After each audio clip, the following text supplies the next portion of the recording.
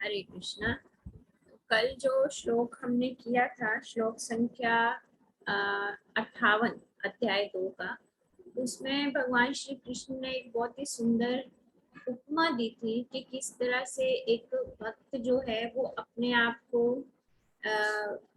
बाहरी दुनिया के दिखावों से और डिस्ट्रैक्शन से बचा सकता है। कछुए की एग्जांपल देते हैं कि जिस तरह से कछुआ जब भी उसको खतरे का एहसास होता है तो वो अपने शरीर के अंदर जो है वो सारे अपने अंगों को सिकोड़ देता है ना। और जैसे ही उसको लगता है कि अब खतरा चला गया है तो फिर से अपने अंगों को निकाल लेता है। उसी तरह से एक भक्त का व्यवहार जो है वो भी होना चाहिए। जैसे हमने कल देखा कि हमारी ज्ञानेंद्रियां, कर्मेंद्रियां जो है और मन है 11, मतलब हमारे जो है विषैले सर्पों की तरह इधर उधर भागते रहते हैं, है ना। तो इसलिए उनको जैसे ही हमें लगे कि अब ऐसी सिचुएशन है कि हम जो है आध्यात्मिक पद से नीचे गिरेंगे, है ना, तो हमें क्या करना चाहिए, अपने अंगों को सिकोड़ना चाहिए। अंगों को सिकोड़ने का मतलब अपनी कॉन्शियसनेस को जो है वो हमने अवेकन रखना है, जगाए रखना है कि कौन सी चीज मुझे ग्रहण करनी है और कौन सी चीज मुझे ग्रहण नहीं करनी। हमारे कई आचार्य ऐसे बोलते हैं कि जब भी आपको लगे कि आप किसी ऐसी सिचुएशन में फंस चुके हो जहाँ पे आपको किसी की निंदा सुननी पड़ रही है या जो है वो इधर उधर की बातें चल रही हैं, तो वहां से उठकर चले जाना चाहिए। लेकिन कई बार क्या होता है, हम सामाजिक रिश्तों में ऐसे फंसे होते हैं कि हम जा नहीं पाते। लेकिन क्या करना है, तब हमें अपनी इंद्रियों को अपने कंट्रोल में करना है ना। हम उठ के जा नहीं सकते लेकिन इंद्रियों को वश में कर सकते हैं। किस तरह से, जैसे ही कोई किसी के भी बारे में कुछ भी बोल रहा है या नॉट ओनली बोल रहा है, अगर हम बाजार भी जा रहे हैं, कोई ऐसा दृश्य हमने हमने देखा जो कि चेतना के लिए अच्छा नहीं है, तो साथ के साथ हम अपने मन में महामंत्र का जाप शुरू कर सकते हैं। कोई ना कोई भगवान की लीला को याद कर सकते हैं, है ना, ताकि हमारे जो कान हैं वो अगर सुन रहे हैं, आंखें देख रहे हैं, इंद्रियों का काम है ये सुनना, देखना, सूंघना। लेकिन जैसे ही अपने मन को हम जो है किसी दूसरी तरफ लगा लेंगे तो इंद्रियां ग्रहण करेंगी लेकिन वो मस्तिष्क तक नहीं जाएगा। जैसे आप लोगों ने जनरली नोटिस किया होगा, कई बार हम टीवी हमारा ऑन होता है, अब टीवी ऑन है, हम टीवी की तरफ देख भी रहे हैं, हमारे कानों में वो आवाज भी पड़ रही है जो उस सीरियल में या जो भी XYZ चल रहा है। लेकिन कई बार हमारे मन में, हमारे दिमाग में कुछ विचार और चल रहे होते हैं। उस वजह से कई बार 5-10 मिनट ऐसे बीत जाते हैं कि हम देख रहे हैं टीवी की तरफ, सुन रहे हैं, लेकिन 5-10 मिनट बाद हम जब हमारी चेतना जो है वापस उस जगह पे आती है तो हमें लगता है कि हम जो है ना सीरियल का कोई पार्ट मिस कर गए, है ना। वो क्यों लगता है, क्योंकि हमारा मन जो है वो किसी और दिशा में था। आंखें देख रही थी, कान सुन रहे हैं, लेकिन मस्तिष्क ने उसे ग्रहण नहीं किया क्योंकि हमारा मन जो है वो कुछ और सोच रहा था। तो this is very much possible. ऐसा बिल्कुल हो सकता है कि जब भी हम ऐसी विषय वस्तुओं में उलझ जाएं जिनको हम ग्रहण नहीं करना चाहते, है ना, तो उसका आसान उपाय क्या है, अगर हम वहां से उठ के जा नहीं सकते तो अपने मन को किसी और चीज में लगा लें, ताकि कान सुन भी रहे हैं, आंखें देख भी रही हैं, लेकिन चेतना उसको ग्रहण ना करे। और वो कोई और चीज क्या हो सकती है, वो भगवान जो है अब आज के श्लोक में हमें बताएंगे। तो आज का श्लोक स्टार्ट करने से पहले मंगलाचरण कर लेते हैं। ओम अज्ञानतिमिरान्धस्य ज्ञानञ्जनशलाकया चक्षुरुन्मीलितं येन तस्मै श्री गुरुवे नमः। जय श्री कृष्ण चैतन्य प्रभु नित्यानंद श्री अद्वैत गदाधर श्रीवासादि गौर भक्तवृंद। हरे कृष्णा कृष्ण कृष्ण हरे हरे, हरे राम राम राम हरे हरे। हरे कृष्ण कृष्ण कृष्ण हरे हरे, हरे राम राम राम हरे हरे। हरे कृष्ण कृष्ण कृष्ण हरे हरे, हरे राम राम राम हरे। जय श्री कृष्ण। श्रील प्रभुपाद की जय। गौर निताई की जय। तो आज का श्लोक हम करते हैं। अभी आवाज मेरी सही आ रही है सबको? जी माता जी। आज की श्लोक संख्या है 2.59 मुझे हिंदी में प्रोनाउंस नहीं करना था इसे तो एक बार पढ़ते हैं। विषया विनिवर्तन्ते निहारस्य देहिन रसवर्जं रसोऽप्यस्य परम दृष्ट्वा निवर्तते। हाँ जी, आज कौन करेंगे रिसाइट? जी माता जी। हाँ जी करिए,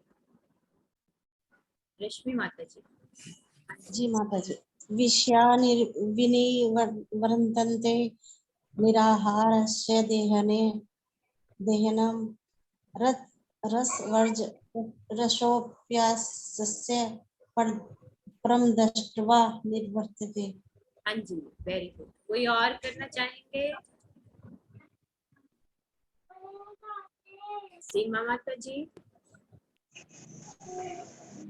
जी माता जी। विषयान् विनिवर्तन्ते निहारस्य देहिन रसवर्जस्य रसो अयस्य परम दृष्ट्वा निवर्तते। हाँ जी, रीना माता जी। अनम्यूट कर लीजिए माता जी, अनम्यूट का बटन दबा दीजिए पहले।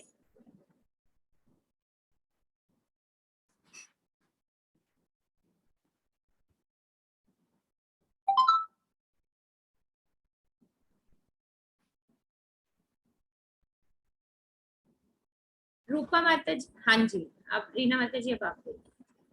हाँ जी। विषया विनिवर्तन्ते निराहारस्य देहिने रस रजम रमोऽस्य परदृष्ट्वा निवर्तते। हाँ जी, वेरी गुड। स्टार्ट करते हैं। इसका अनुवाद करते हैं, पहले पढ़ लेते हैं। अनुवाद श्रील प्रभुपाद के द्वारा। श्रील प्रभुपाद की जय। देहधारी जीव इंद्रिय भोग से भले ही निवृत्त हो जाए, पर उसमें इंद्रिय भोगों की इच्छा बनी रहती है।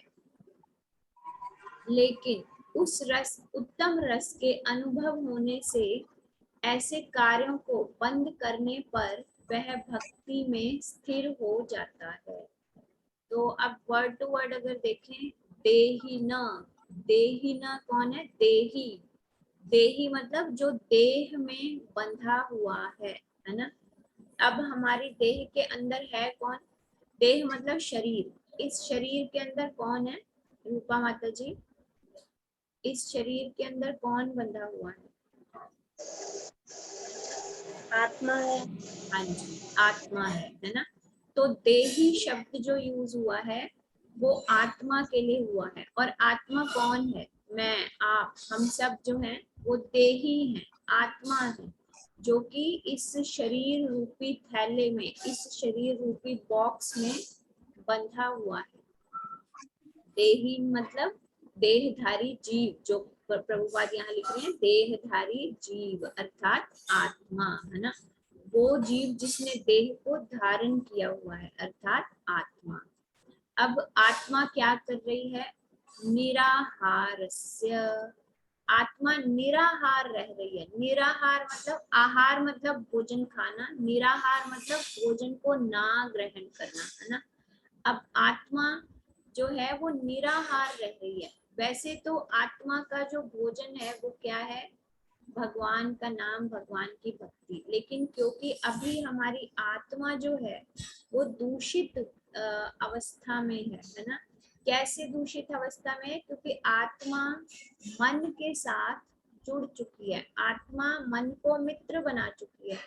और मन जो है वो कौन सा आहार लेता है? वही आहार आत्मा ले रही है। ठीक है जी। अब मन कौन सा आहार लेता है? विषया। कौन सा आहार ले रहा है मन? विषया। विषय मतलब इंद्रिय तृप्ति के जितने भी साधन हैं वो सब मन का आहार है ना। मन कुछ अच्छा अपनी पसंद का देखना चाह रहा है, अपनी पसंद का सुनना चाह रहा है। पॉप म्यूजिक सुनते हैं बच्चे आजकल, जिसमें हम लोग को तो शोर शराबे के अलावा कुछ समझ ही नहीं आता क्या हो रहा है ना। और अजीब अजीब सी मूवीज देखते हैं। वो क्या है, मन जो है विषयों में उलझा हुआ है। अब क्योंकि देही आत्मा जो है वो मन के साथ उसने मित्रता करी हुई है, तो इसलिए आत्मा का आहार भी क्या है, इंद्रिय भोग की वस्तुएं, विषय वस्तुएं हैं, है ना। 5 इंद्रियां जो हैं, जो भी एक्वायर करती हैं बाहर से, कुछ भी देख रही हैं, कुछ भी सुन रही हैं, कुछ भी महसूस कर रही हैं, वो सब जो है वो अब आत्मा का आहार है। लेकिन भगवान क्या कह रहे हैं कि जब जीव जो है, आत्मा जो है वो निराहार रहती है। निराहार मतलब इन विषयों से अपने आप को हटा लेती है, ठीक है जी। इन विषयों से हटाने के माध्यम जो है वो कौन से हैं, कई तरह के योग जो हैं विषयों से हटाने के माध्यम हैं देही को, आत्मा को। जैसे अष्टांग योग है, प्राणायाम योग है, आंखें बंद कर लिया, सांस के ऊपर जो है ध्यानस्थ होना शुरू हुए, तो आसपास से जो मन है वो हटना शुरू हो जाता है। लेकिन उस अवस्था में भी भगवान क्या कह रहे हैं, विनिवर्तन्ते।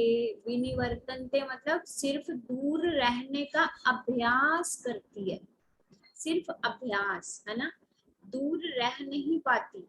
देही जो है, आत्मा जो है, या देहधारी जीव जो है, जब इन विषय विकारों से, विषय वस्तुओं से दूर रहता है, तो केवल दूर रहने का अभ्यास करता है, उसको आदत पड़ती नहीं है।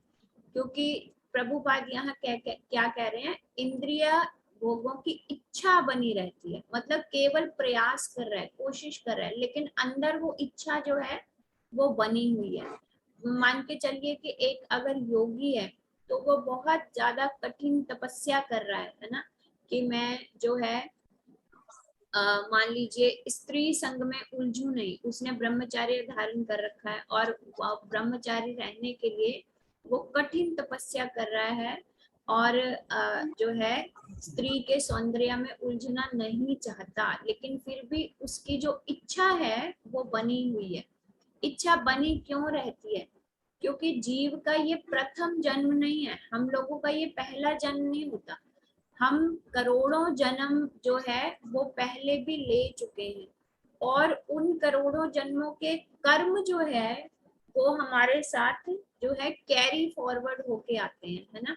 पिछली कई आदतें जो है जीवात्मा की, वो कैरी फॉरवर्ड साथ होती हैं। तो इसलिए उन करोड़ों जन्मों की आदतों को जो छोड़ना है वो इतना ज्यादा इजी नहीं है, क्योंकि वो आदतें बहुत डीप रूटेड होती हैं, उनकी जड़ें जो है वो बहुत गहरी हैं। करोड़ों वर्षों की क्या, अगर हम जन्मों की नहीं, हम इसी जन्म में लें, अगर हम मान लीजिए कुछ भी खाने के शौकीन हैं, हमें आदत है उस चीज की, है ना, तो लोगों को वो आदत छोड़ने में कई कई साल लग जाते हैं, लेकिन फिर भी मन में वो जो इच्छा है वो रहती है। जैसे हम एक सिंपल एग्जांपल ले सकते हैं कि हम बीमार हो गए, अब डॉक्टर ने हमें रोक दिया, ठीक है जी, मान लीजिए हमारे लीवर में इन्फेक्शन होगी, और डॉक्टर ने हमें रोक दिया कि अब आप 1 साल तक कुछ भी ऐसा नहीं खाओगे जो कि आपके लीवर को नुकसान पहुंचा सकता है।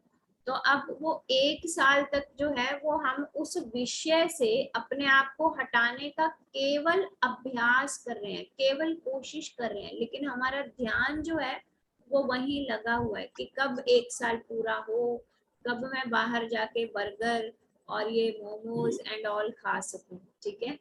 तो अब क्या कहने का अर्थ क्या है कि हम जब आत्मा जब इन विषय वस्तुओं से अपने आप को अलग करती है, लेकिन वो इंद्रिय भोग की जो इच्छा है वो बनी रहती है ना। वो इंद्रिय भोग की इच्छा क्यों बनी हुई है, क्योंकि हमें एक हायर टेस्ट नहीं मिला, ठीक है जी। जैसे मान लीजिए बच्चा है, एक बच्चे को जो है उसने, मान लीजिए उसको चाय की आदत है, ठीक है, उसने कभी दूध पी के नहीं देखा, तो चाय की उसको आदत है, अब हम उसको कहते रहे भाई चाय छोड़ दे, चाय छोड़ दे, चाय छोड़ दे, वो नहीं छोड़ पाएगा, क्योंकि उसको उसकी आदत है, उसको सुबह उठ के कुछ ना कुछ ऐसा चाहिए जो उसको एक्टिवेट करता है, ठीक है। तो अब वो आदत तब तक नहीं छूटेगी, हम अगर जबरदस्ती करते रहेंगे तो उसके मन में इच्छा बनी रहेगी। तो इसलिए जब हम वो आदत तब तक नहीं छोड़ पाएगा जब तक कि हम उसको कोई चाय के अलावा कोई और अच्छा टेस्ट नहीं दे देते, है ना। मान लीजिए हम उसको दूध पिलाना चाहते हैं लेकिन वो प्लेन दूध पीना नहीं चाहता, तो अब हम क्या करेंगे, हम अलग अलग तरह के जो फ्लेवर्स हैं वो ट्राई करेंगे, है ना। मान लीजिए हमने एक फ्लेवर का उसको मिल्क बना के दिया, वो उसको पिलाया, उसको अच्छा लगा, उसको लगा कि this is better than T, ये जो टेस्ट है दूध का ये चाय से बेहतर है, तो क्या होगा, वो चाय बहुत ही ज्यादा इजीली छोड़ देगा, ठीक है जी। जैसे जनरली तो अब छोड़ेगा कब, जब उसको एक हायर टेस्ट मिलेगा। भगवान यही कह रहे हैं कि जब जब तक जीवात्मा जो है वो अपने आप को विषय विकारों से, विषय वस्तुओं से अलग रखने की कोशिश करती है लेकिन अलग रख नहीं पाती, क्योंकि उसके अंदर वो विषय भोग करने की प्रवृत्ति जो है, आदत जो है वो बनी हुई है। तो क्या करेंगे, रसवर्जम रसोप्यस्य परम दृष्टवा भी निवर्तते, लेकिन उत्तम रस के अनुभव होने से ऐसे कार्यों को बंद करने पर वह भक्ति में स्थिर हो जाता है। अर्थात जब कोई विषय वस्तुओं को छोड़ना है, विषयों का त्याग करना है, तो अब आत्मा का लक्षण है कि आत्मा चंचल है, उसको कुछ ना कुछ चाहिए, वो किसी ना किसी चीज में बिजी रहना चाहती है। हम क्या करेंगे, हम उसको एक तरफ से हटा लेंगे लेकिन दूसरी तरफ लगाएंगे नहीं, तो आत्मा जो है वो विचलित रहेगी, ठीक है। विचलित रहेगी मतलब उसी चीज को दोबारा वो भोगना चाहेगी, तो इसलिए तब तक हमारा जो मन है वो स्थिर नहीं हो पाएगा, अध्यात्म में हम स्थिर नहीं हो पाएंगे। तो इसलिए हमें करना क्या है, हमें अपने आप को एक हायर टेस्ट देना है। जब हमें एक और अच्छी चीज मिलेगी तो हम लोअर टेस्ट को छोड़ने के लिए आसानी से राजी हो जाएंगे। मान लीजिए कोई किराए पे रह रहा है, अब वो किराया टाइम पे दे भी रहा है अपने मकान मालिक को, लेकिन मकान मालिक ने उसे क्या कहा कि आपको मकान खाली करना पड़ेगा, ठीक है। तो अब वो सोच में पड़ जाएगा, वो कहेगा नहीं मैं तो किराया टाइम पे दे रहा हूँ, मैं खाली नहीं करूंगा, है ना। और लेकिन अगर मकान, अब वो मानेगा नहीं खाली करने के लिए, लेकिन अगर मकान मालिक कहे कि मैं इतने ही किराए में तुम्हें और अच्छा मकान मैंने ऑलरेडी तुम्हारे लिए अरेंज कर रखा है ना। यहाँ पे जो फर्श है वो ईंटों का है, लेकिन जो मैंने नया ढूंढ रखा है वहां पे फर्श मार्बल का बना हुआ है। यहाँ पे पेंट जो है वो सिंपल पुताई हुई है, वहां पे मैंने पेंट जो है वो प्लास्टिक पेंट करवा रखा है, वो साफ रहता है।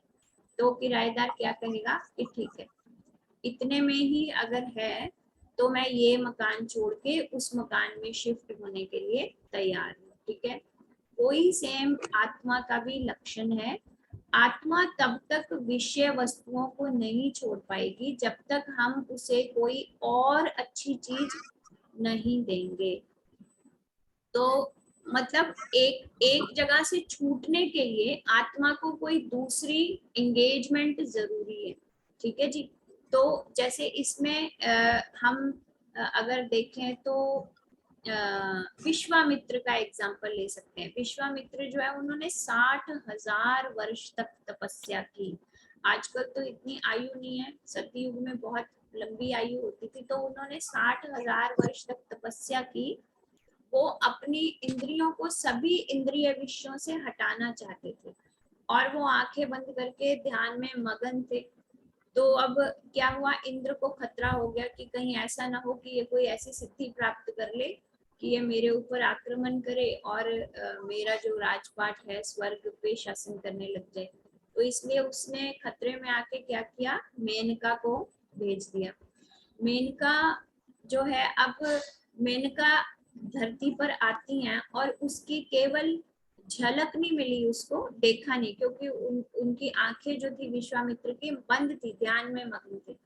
तो मेनका जब आई तो उनकी केवल पायल की झनकार जो है उसके कानों में पड़ी, और जैसे ही पायल की झनकार जो है उसके कानों में पड़ी तो उसका ध्यान टूट गया, और ध्यान टूटते ही वो मेनका की तरफ आकर्षित हो गया, और उसने जितनी तपस्या का अपना बल हासिल किया था वो सारे का सारा बल जो है वो क्षीण हो गया। क्यों? क्योंकि उसने अपनी इंद्रियों को विषयों से हटा तो लिया, लेकिन उन इंद्रियों को किसी दूसरी जगह पे एंगेज नहीं किया। ठीक है जी। इसी तरह से हरिदास ठाकुर की एक एग्जाम्पल आती है। हरिदास ठाकुर जो है वो चैतन्य महाप्रभु के शिष्य थे। तो उनका चैतन्य महाप्रभु के साथ इतना लगाव था कि वो एक दिन में 24 घंटे हैं, तो उन 24 घंटों में से 22 घंटे वो केवल और केवल नाम जप करते थे। हरे कृष्ण कृष्ण कृष्ण हरे हरे, हरे राम राम राम हरे हरे। तो इस तरह से नाम जप करते थे। तो वहां के इलाके में उस टाइम पर मुसलमानों का शासन था, तो मुसलमान जो मंत्री था उसको लगा कि इसकी तो ख्याति जो है बहुत ज्यादा बढ़ रही है, इसको किसी तरह से बदनाम किया जाए। तो उसने एक प्रोस्टिट्यूट को, एक वैश्या को भेज दिया। अब वैश्या जो है उसके पास आती हैं और वो हरिदास ठाकुर की बहुत तारीफ करने लग जाती हैं कि आप बहुत ज्यादा आप युवक हो, आपका शरीर बलिष्ठ है, मैं आपकी तरफ आकर्षित हूँ और मैं आपसे शारीरिक संबंध बनाना चाहती हूँ। और हरिदास ठाकुर, क्योंकि उन्होंने सिर्फ अपने मन को इंद्रिय विषयों से हटाया नहीं था, बल्कि उसको भगवान की तरफ मोड़ भी लिया। ठीक है, एक तरफ से हटा के दूसरी तरफ एंगेजमेंट जो है वो बना ली थी। तो उन्होंने क्या कहा कि कोई बात नहीं, ठीक है, मैं आपकी इच्छा की पूर्ति करूंगा, मैं आपकी इच्छा की पूर्ति करूंगा, क्योंकि आप मेरे घर पे अतिथि बन के आए हैं, तो आपकी इच्छा की पूर्ति करना मेरी ड्यूटी है। लेकिन अभी मेरा नाम जप बाकी है, इसलिए जब मैं नाम जप पूरा कर लूंगा उसके बाद मैं आपकी इच्छा की पूर्ति करूंगा। तो वो क्योंकि 22 घंटे जप करते थे, तो अब वैश्या जो है वो पूरा दिन बैठी रही, पूरी रात बैठी रही, थक गई, थक के सो गई, फिर अपने घर चली गई, नेक्स्ट डे फिर आई। इस तरह से पूरा एक वीक जो है वो बीत गया, एक सप्ताह पूरा बीत गया। हरिदास ठाकुर हर रोज इसी तरह से उनको बोलते थे कि आपकी इच्छा की पूर्ति होगी, लेकिन मेरे जप के बाद होगी। तो 7 दिन तक वो प्रोस्टिट्यूट जो है, जो कि इस मोटिव से आई थी कि हरिदास ठाकुर को बदनाम किया जाएगा, लेकिन क्या हुआ, वो इतना शुद्ध नाम सुनकर उसकी चेतना जो है वो भी शुद्ध हो गई। वो भी अब वो जब उसको महसूस हुआ कि मेरी चेतना में परिवर्तन आ रहा है, मेरे जीवन में परिवर्तन आ रहा है, और केवल 7 दिनों में, और शुद्ध नाम सुनकर मेरे जीवन में परिवर्तन आ रहा है, तो वो हरिदास ठाकुर के पैरों में गिर पड़ी कि मैं आपके आपकी इज्जत को ठेस पहुंचाने के लिए मुझे यहाँ पे भेजा गया था, और अब मेरी चेतना जो है वो शुद्ध हो चुकी है, इसलिए मैं आपसे माफी मांगती हूँ कि आप जैसे बड़े भक्त के चरणों में मैंने ऐसा अपराध किया। तो हरिदास ठाकुर ने फिर उनको नाम जप करना सिखाया और उनको भी शुद्ध भक्त बना दिया। तो कहने का भाव क्या है, विश्वामित्र, हालांकि ये नहीं है कि वो कोई छोटे मोटे योगी थे, बहुत बड़े योगी थे विश्वामित्र, लेकिन यहाँ हम समझने की कोशिश क्या कर रहे हैं कि उन्होंने सिर्फ अपनी इंद्रियों को विषयों से हटाया था, दूसरी तरफ एंगेज नहीं किया था। जबकि हरिदास ठाकुर जो, उन्होंने अपनी इंद्रियों को बाहरी भौतिक विषयों से हटाकर भगवान की तरफ उनको लगा चुके थे। तो मतलब उनको हायर टेस्ट मिल चुका था। वही भगवान यहाँ कह रहे हैं कि इंद्रिय विषयों से अपने आप को हटाना जो है वो बहुत ही ज्यादा मुश्किल है, क्योंकि भोग की इच्छा हमेशा बनी रहेगी, लेकिन वो भोग की इच्छा कब टूटेगी, जब हमें कुछ और अच्छा उत्तम भोगने के लिए मिल जाएगा, तो फिर इंद्रिय विषय जो है वो हमारे लिए तुच्छ हो जाएंगे। हमें लगने लग जाएगा कि ये जो है ये टीवी सीरियल्स हैं या ये जो म्यूजिक है या हम आसपास कोई आधा घंटा बैठते हैं इधर उधर की बातें करते हैं, ये सब व्यर्थ है। हमें ये महसूस होना शुरू हो जाएगा ये सब व्यर्थ है, ये सब जो है टाइम को बर्बाद करने के तरीके हैं। और धीरे धीरे धीरे धीरे हमारा मन जो है वो भगवान में रमना शुरू हो जाएगा। तो यहाँ पे हमारी अपनी एक्सरसाइज क्या है, हमें खुद से देखना क्या है कि हमें क्या पसंद है, हमारा अपना जो है इंटरेस्ट वो किस चीज में है। मान लीजिए अब हमें सिंगिंग में इंटरेस्ट है, हमें रीडिंग में इंटरेस्ट है। कई लोगों को रीडिंग में इंटरेस्ट होता है, अलग अलग तरह की बुक्स पढ़ते रहते हैं। कई लोगों को गाने सुनने में इंटरेस्ट होता है, अलग अलग तरह के म्यूजिक को सुनते रहते हैं, है ना। कई लोगों को बातें करने में इंटरेस्ट होता है, 2-2 3-3 घंटे वो बातें करते हैं, उनको पता भी नहीं चलता कि इतना टाइम कहाँ बीत गया। तो अब आपका जहां पर इंटरेस्ट है उसी इंद्री को जो है हमने उसी एंगेजमेंट में लेके आना है। लेकिन वो एंगेजमेंट अब हमने कहाँ लेके जानी है, भगवान के चरणों में। अगर हमें म्यूजिक सुनने का शौक है तो ऐसा मंडेन म्यूजिक सुनने की बजाय जिसमें स्पेशली बॉलीवुड के कुछ ऐसे गाने होते हैं जो कि हमारे ही देवी देवताओं के ऊपर बने हुए हैं और हम उनको बड़ी खुशी से गाते हैं और उन पे नाचते हैं, ऐसे जो है वल्गर सुनने की बजाय, चीजों को सुनने की बजाय हम भगवान श्री कृष्ण के भजन सुन सकते हैं, है ना। और आजकल तो इतना एडवांस हो चुका है सिस्टम कि अगर हमें पॉप म्यूजिक पसंद है तो वही महामंत्र हमें पॉप म्यूजिक में भी सुनने के लिए मिल जाएगा। क्लासिकल पसंद है तो क्लासिकल म्यूजिक में भी महामंत्र सुनने के लिए मिल जाएगा। पंजाबी बीट पे पसंद है तो उस पे भी मिल जाएगा। ठीक है जी, मतलब कहने का भाव क्या है कि उन विषयों से अपने आप को हटाकर अपनी आदत को चाहे हम सेम रखें लेकिन दूसरी तरफ भगवान की सेवा में उस आदत को लगा ले। This is my own experience. मुझे म्यूजिक सुनने का इतना शौक था, जब मैं पहले जॉब करती थी तो 5 बजे उठ के मुझे लंच वगैरह प्रिपेयर करना होता था, तो 5 o'clock मॉर्निंग भी जब तक मैं म्यूजिक नहीं लगाऊंगी मुझसे खाना जो है वो बनेगा नहीं, इतना मुझे आदत था म्यूजिक का। लेकिन अभी मुझे याद ही नहीं है कि कितना टाइम बीत गया जब से मैं कृष्ण कॉन्शियसनेस में आई हूँ, मैंने शायद ही कोई बॉलीवुड का गाना सुना होगा। और ये नहीं है कि मैं अपने आप को जबरदस्ती रोक रही हूँ, मेरा जब भी मन करता है कुछ सुनने का तो मैं क्या सुनती हूँ, महामंत्र सुनती हूँ, भगवान के भजन सुनती हूँ। और वो कहीं ज्यादा आनंद देते हैं उन गानों की बजाय जो पहले सुना करती थी मैं। सिंगिंग का बहुत शौक था तो अब भी मैं गाती हूँ, लेकिन अब वो वल्गर सॉन्ग्स गाने की बजाय हमेशा मेरे मुंह पे जब भी मुझे गाने का मन करता है तो कोई ना कोई भजन जो है वो मेरे मुंह पर होता है और मैं गाती रहती हूँ। तो इस तरह से हम विषयों से अपने आप को हटा तभी सकते हैं जब हमें कोई दूसरा टेस्ट मिलेगा, और वो दूसरा टेस्ट एक हायर टेस्ट होगा। हमें लगेगा कि हम वहां से हटके फायदे में जा रहे हैं, तो फिर हमें ऑटोमेटिकली अपने आप को फोर्स करने की जरूरत नहीं पड़ेगी, सब कुछ ऑटोमेटिकली होता चला जाएगा। लेकिन उसका सबसे पहला स्टेप जो है हायर टेस्ट को फील करने का, हायर टेस्ट को समझने का कि हायर टेस्ट एक्चुअली क्या है, हरे कृष्णा महामंत्र का जप।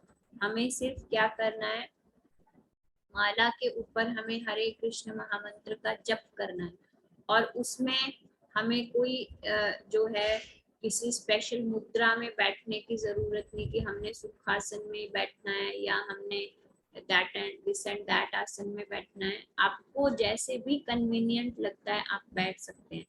अगर आपके घुटनों में तकलीफ है, आपकी कमर में तकलीफ है, आप नीचे जो है पालथी मार के, चौकड़ी मार के नहीं बैठ सकते, तो आप चेयर पे बैठ सकते हैं। चेयर पे बैठ के आप जप कर सकते हैं। और जप करने का तरीका क्या है, हरे कृष्ण महामंत्र को बोलिए और उसी मंत्र के हर एक अक्षर को सुनते जाइए ध्यान से।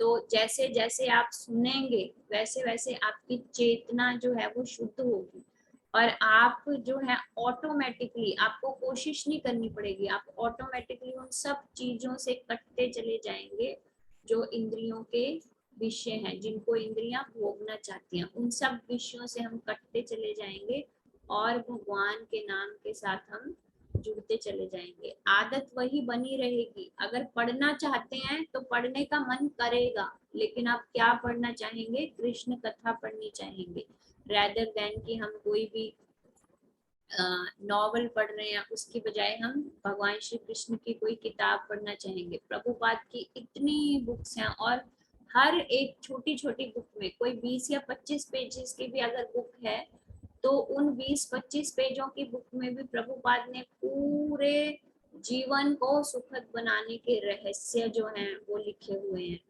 तो कहने का भाव ये है कि जो भी आदत है वो एज इट इज बनी रहेगी, लेकिन आदत जो है वो विषयों से हटके भगवान की तरफ जुड़ चुकी है। तो क्यों ऐसे कैसे हो जाएगा? जब हमें हायर टेस्ट मिलेगा, और उस हायर टेस्ट का जो स्टार्टिंग है वो हरे कृष्ण महामंत्र से हम कर सकते हैं। तो जो कि हम पहले भी हमने डिस्कस किया था कि हम अब हम चैंटिंग भी करना स्टार्ट करेंगे। तो आज वेडनेसडे है, तो हम फ्राइडे को first round of chanting start करेंगे। आप सब लोग अपनी माला के साथ तैयार रहिएगा। एक बार मैं बताऊंगी कि माला पे जब किस तरह से किया जाता है, फिर हम कोशिश करेंगे कि क्लास जल्दी ऑफ करके हम हर रोज एक चैंटिंग राउंड हम सब एक साथ करें, ताकि हम अपनी आवाज को सुने, और वो आवाज ही जब मन के अंदर जाएगी तो हमारी चेतना की शुद्धि जो है वो अपने आप ही होती चली जाएगी। तो आज क्लास यही विराम देंगे। अगर किसी का कोई क्वेश्चन है तो ले सकते हैं।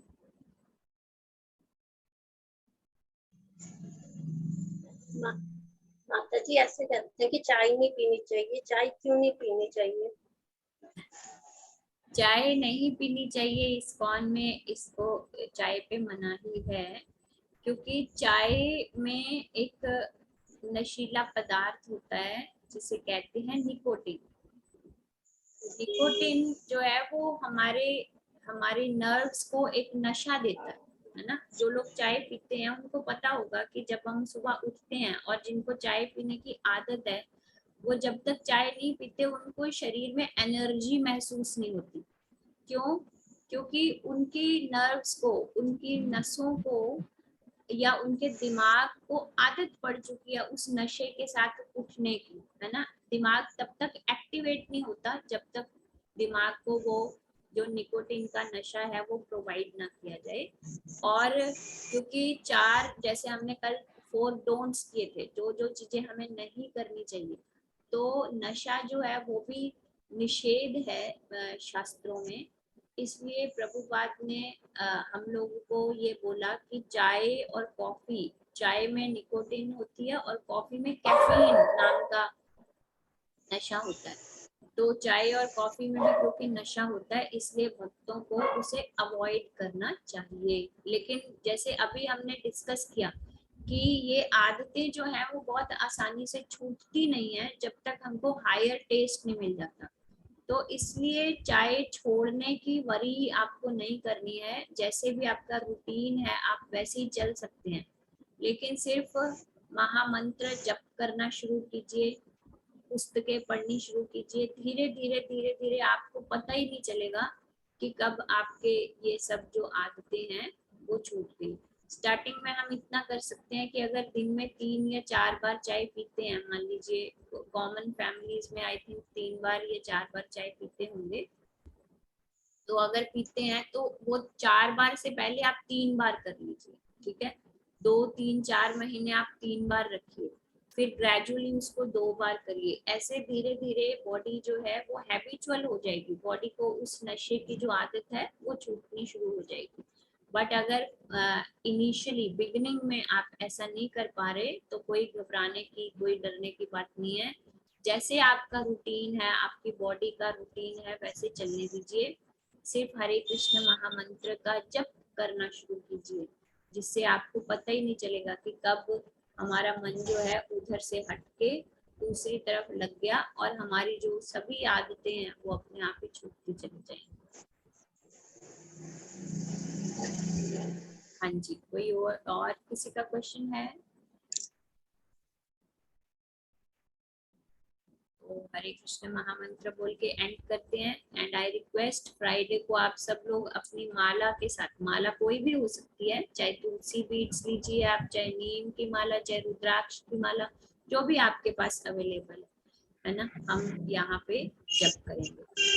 तो हरे कृष्ण महामंत्र का उच्चारण करते हैं। हरे कृष्णा कृष्ण कृष्ण हरे हरे, हरे राम राम राम राम हरे हरे हरे, हरे कृष्णा। श्रील हरे कृष्णा प्रभुपाद कृष्ण की जय। कृष्ण हरे हरे जय। सभी एकत्रित माताओं की जय। हरे कृष्णा।